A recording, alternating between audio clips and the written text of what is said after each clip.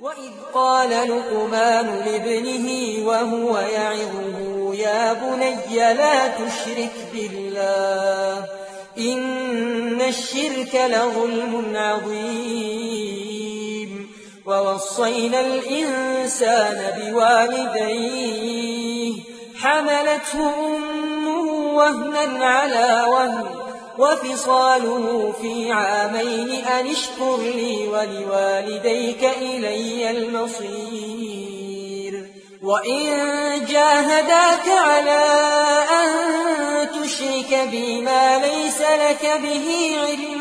فلا تطعهما وصاحبهما في الدنيا معروفا واتبع سبيل من أناب إلي ثم إلي مرجعكم فأنبئكم بما كنتم تعملون يا بني إنها إن تك مثقال حبة من خردل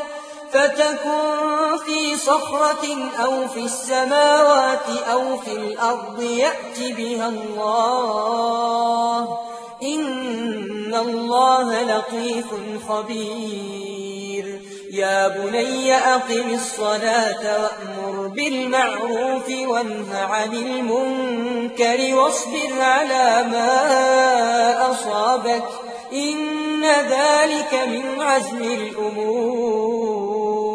ولا تصعر خدك للناس ولا تمش في الأرض مرحا إن الله لا يحب كل مختال